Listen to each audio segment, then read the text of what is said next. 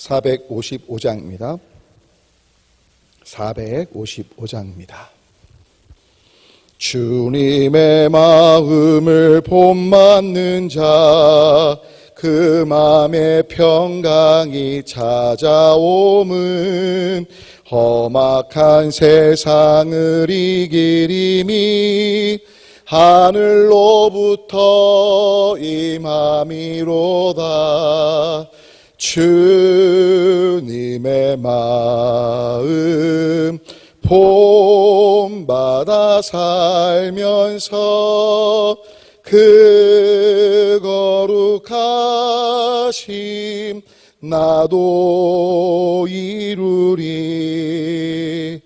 주 모습 내 눈에 안 보이며 그 음성 내 귀에 안 들려도 내 영혼 날마다 주를 만나 신령한 말씀 늘 배우도다. 주님의 마음 본받아 살면서 그 거룩하심 나도 이루리. 가는 길 거치고 험하여도 내 맘에 불평이 없어짐은 십자가 고난을 이겨내신 주님의 마음 본받음이라. 주님의 마음 본받아 살면서 그 거룩하심 나도 이루리. 주 예수 세상에 다시 오실 그날의 무성도 변화하여 주님의 빛나는 그 형상을 다 함께 보며 주 찬양하리. 주님의 마음 본받아 살면서 그 거룩하심 나도 이루리. 다 주님께서 가르친 기도 주님께 올리겠습니다. 하늘에 계신 우리 아버지여, 이름이 거룩히 여김을 받으시오며 나라가 임하시오며 뜻이 하늘에서 이루어진 것 같이 땅에서도 이루어지이다. 오늘 우리에게 일용할 양식을 주시옵고 우리가 우리에게 죄 지은 자를 사하여 준 것 같이 우리 죄를 사하여 주시옵고 우리를 시험에 들게 하지 마시옵고 다만 악에서 구하시옵소서. 나라와 권세와 영광이 아버지께 영원히 있사옵나이다. 아멘. 우리 함께 하나님의 말씀 봅니다. 오늘 말씀은 잠언 4장이 되겠습니다. 잠언 4장 20절부터 끝절까지 27절까지 있는 말씀을 다 같이 한 목소리로 함께 봉독합니다. 잠언 4장 20절부터 27절입니다. 함께 봉독합니다. 내 아들아, 내 말에 주의하며 내가 말하는 것에 내 귀를 기울이라. 그것을 내 눈에서 떠나게 하지 말며 내 마음속에 지키라. 그것은 얻는 자에게 생명이 되며 그의 온 육체의 건강이 됨이니라. 모두 지킬 만한 것 중에 더욱 내 마음을 지키라. 생명의 근원이 이에서 남이니라. 구부러진 말을 내 입에서 버리며 비뚤어진 말을 내 입술에서 멀리하라. 내 눈은 바로 보며 내 눈꺼풀은 내 앞을 곧게 살펴 내 발이 행할 길을 평탄하게 하며 내 모든 길을 든든히 하라. 좌로나 우로나 치우치지 말고 내 발을 악에서 떠나게 하라. 아멘. 오늘 이 새벽에 각자의 처소에서 주님의 얼굴을 구하시며 기도하신 여러분 모두 가운데 삶 속에서 신실하신 우리 주님의 인도하심과 때를 따라 도우시는 우리 주님의 은혜가 경험되시길 주님의 이름으로 축원합니다. 자, 오늘 함께 저희가 읽은 그 잠언 말씀 중에 특별히 오늘 제가 묵상하고 싶은 것은 4장 23절의 말씀이 되겠습니다. 오늘 마음에 대한 이야기인데요. 한번 다시 한번 읽어볼까요? 함께 23절 읽습니다. 모든 지킬 만한 것 중에 더욱 내 마음을 지켜라. 생명의 근원이 이에서 남이니라. 여러분, 실은 이 잠언 4장 23절 말씀은 잠언 전체를 담고 있다고 해도 과언이 아닐 것 같습니다. 여러분, 실은 잠언이란 글이 어떻게 쓰였는지 아실 겁니다. 이 잠언은 그 당시 고대 근동지방에 물론 하나님을 향한 믿음을 가진 우리 솔로몬으로 또 알려진 저자라고 되어 있지만 굉장히 많은 이야기들을 모은 겁니다. 그래서 하나님을 경외하는 삶에 대한 여러 가지 지혜들을 모아서 금원들을 모아서 만들어진 게 잠언인데, 때문에 이 어떤 제일 중요한 그 밑바탕에는 다른 거 있는 것이 아니라 우리의 생각, 우리의 마음이 하나님의 것들로 채워지고 또 하나님의 뜻이 무엇인지 분별되어서 우리의 삶의 살아감의 어떤 그 방향성들을 제시하는 내용들이 잠언 전체에 있다고 보시면 될 것 같아요. 그래서 여러분, 잠언을 잘 읽으면 삶의 지혜가 있고요. 그 삶의 지혜가 사실은 교회를 다니든 다니지 않든 법관이든 아니면 무언가 사회학이든 이 철학이든 하는 분들에게는 굉장히 좋은 지표가 되는 것이 사실이죠.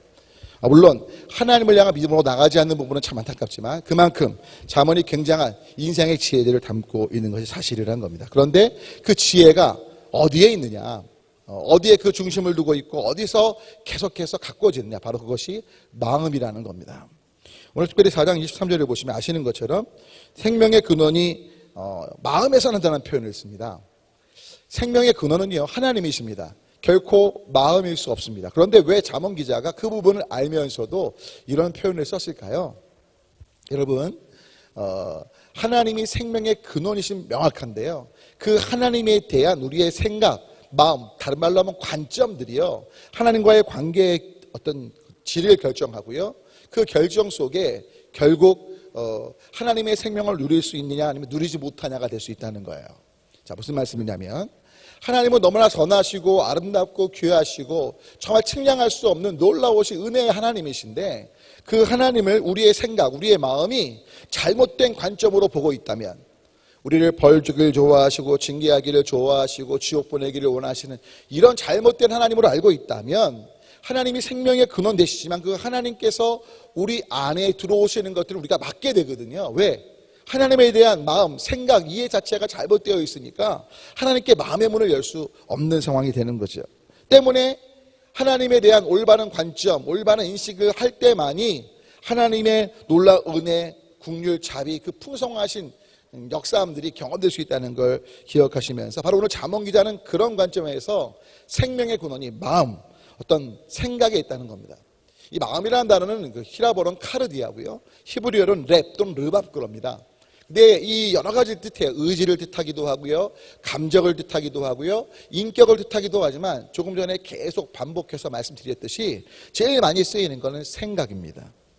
즉 우리의 생각에 따라서 하나님과의 관계의 질이 결정이 되고, 그로 인해서 하나님에 대한 올바른 인식한 사람, 너무나 좋으시고 선하신 하나님을 바로 아는 사람은 하나님과 좋은 관계가 되겠지만, 아무리 하나님이 선하게 우리를 사랑하셔서 섭리하시고 역사하셔도 그 하나님에 대한 부정적인 생각을 계속해서 우리가 마음속에 담고 살아간다면 결국 하나님과의 생명의 관계가 끊어질 수밖에 없기 때문에 바로 이 부분을 우리는 기억해야 한다는 사실입니다.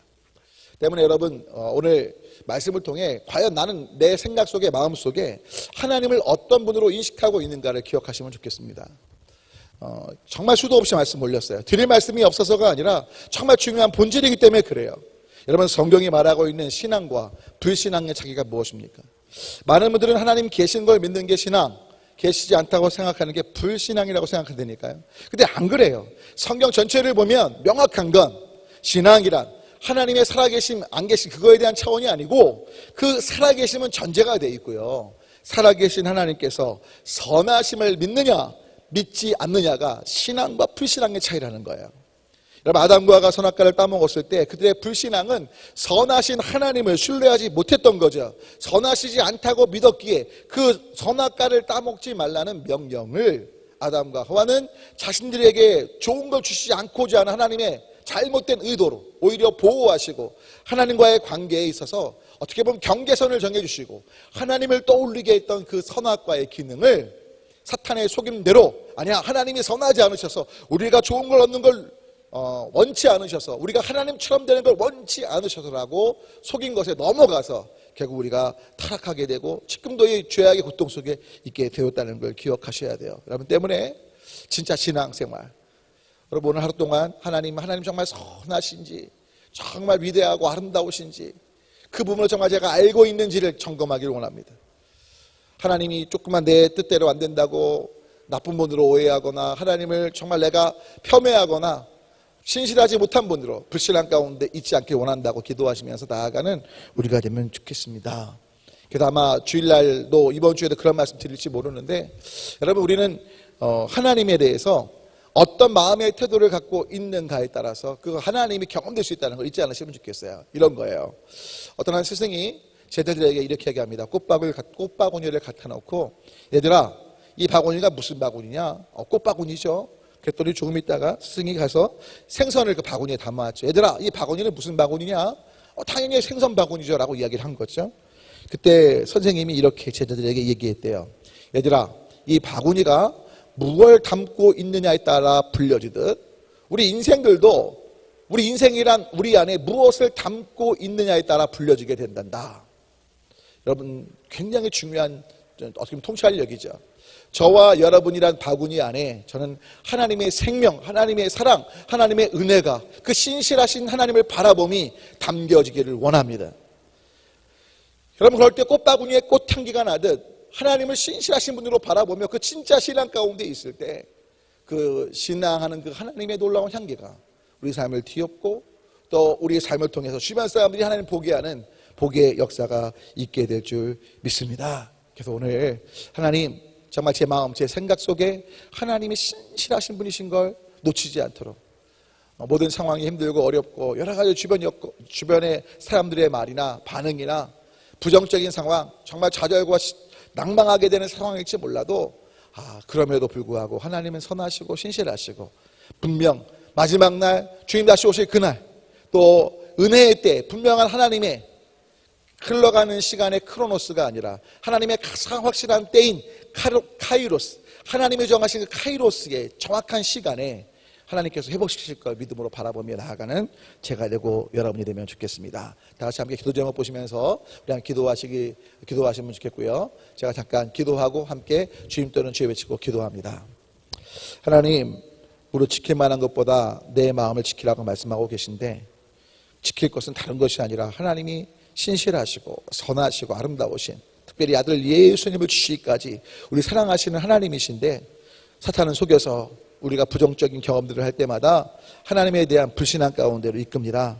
이 모든 속임에서 벗어나게 하시고 생명의 근원 되신 그 하나님에 대한 정확한 인식, 성경 전체가 말하고 있는 너무나 선하시고 아름다우시고 주님에 대한 이해 속에서, 믿음 속에서 생명의 근원 되신 주님과 교제하면서 참 우리 안에 하나님을 경외함, 하나님을 사랑함, 하나님이 담겨진 귀한 하나님의 형상을 따라 지음받은 하나님의 바구니가 되어서 하나님의 사랑과 은혜를 전하는 복의 통로로 우리 모두를 삼아 주시옵소서. 예수 그리스도의 이름으로 간절히 기도합니다. 아멘. 함께 기도합니다. 주님.